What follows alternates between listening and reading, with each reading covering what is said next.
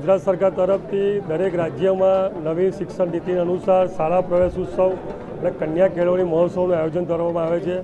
ગુજરાતમાં તારીખ 26, 27, 28 તારે ગુજરાતની તમામ પ્રાથમિક શાળાઓમાં શાળા પ્રવેશ ઉત્સવ અને કન્યા કેળવણી મહોત્સવનું આયોજન કર્યું છે। વડોદરામાં માનનીય વિધાનસભાના મુખ્ય દંડક બાલકૃષ્ણ શુક્લ સાહેબની ઉપસ્થિતિમાં શહેરના પદાધિકારીઓ, કાઉન્સિલરશ્રીઓ, ધારાસભ્યશ્રીઓ અને કોર્પોરેટરના તમામ પદાધિકારીઓ અને સમિતિના તમામ સભ્યોની ઉપસ્થિતિમાં જે બાળકો બાલવાટિકા અને બાલવાડીમાં નવીન પ્રવેશ લે છે એ લોકોને સરકાર તરફથી જે પણ આપવાપાત્ર વસ્તુઓ છે તમામ પ્રકારની વસ્તુઓ આપીને એ લોકોનો ઉત્સાહમાં વધારો કરવા માટે આયોજન છે। નગર પ્રાથમિક શિક્ષણ સમિતિએ પણ આ વર્ષે બાળકોને શૈક્ષણિક કીટ આશરે બાલવાટિકામાં 2600 જેટલા અને બાલવાડીમાં 2700 જેટલા બાળકો આશરે 5300 જેટલા બાળકો નવીન પ્રવેશ કરી રહ્યા છે। આ કન્ટિન્યુઅસ ચાલતી પ્રક્રિયા છે। ઓગસ્ટ મહિના સુધી બી અમારી શાળાઓમાં એ પ્રવેશ લઈ શકશે। અત્યાર સુધી 5300 જેટલા બાળકો જે પ્રવેશ થઈ રહ્યા છે તમામ લોકોને શૈક્ષણિક કીટ પૂરેપૂરી મળી જાય એ માટેનું આયોજન કરી નાખેલું છે।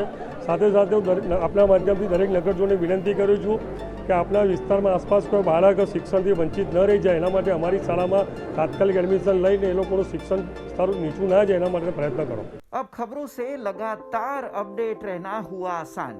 BRG न्यूज आपके मोबाइल स्क्रीन पर आज ही BRG न्यूज की mobile app Google play store और ऐप स्टोर से डाउनलोड करें और खबरों से लगातार जुड़े रहें।